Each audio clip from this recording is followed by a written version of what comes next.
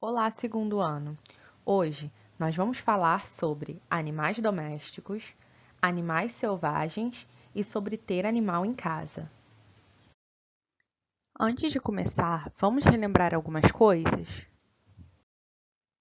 Antes de começarmos, é importante lembrar o que são seres vivos. Os seres vivos são todos aqueles seres que têm vida e que habitam o nosso planeta. Os seres vivos são divididos em plantas e em animais. Hoje nós vamos estudar um pouco mais sobre os animais.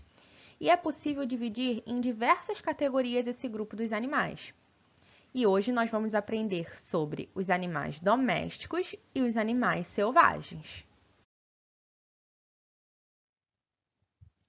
Os animais domésticos são aqueles que convivem junto ao ser humano, fazendo companhia, ajudando no trabalho, servindo como alimento e até mesmo como meio de transporte.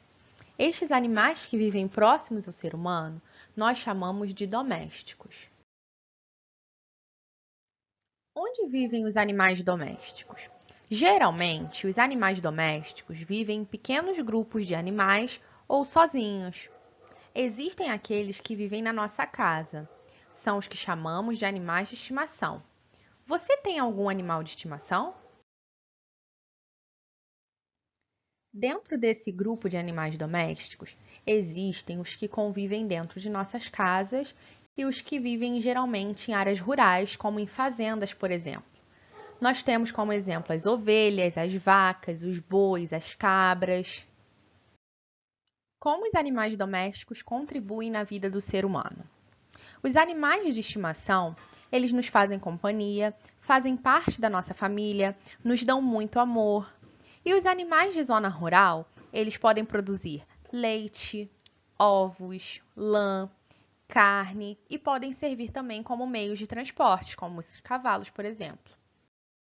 Vamos ver alguns exemplos de animais domésticos.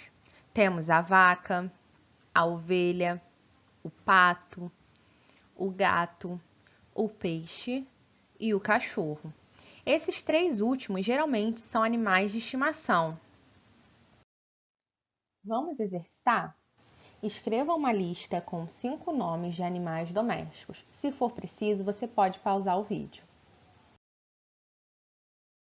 Agora, vamos ver um pouco sobre os animais selvagens. Os animais selvagens são, por definição, todo animal que é encontrado na natureza e que não foi domesticado. Vivem sempre em ambientes naturais, como oceanos, florestas, mares, desertos. A onça é um exemplo de animal selvagem. Onde vivem os animais selvagens? Os animais selvagens podem viver em florestas, savanas, nos rios, no mares, nos oceanos. No nosso planeta existe uma grande diversidade de animais selvagens. Vamos conhecer alguns? Vamos ver agora alguns exemplos de animais selvagens.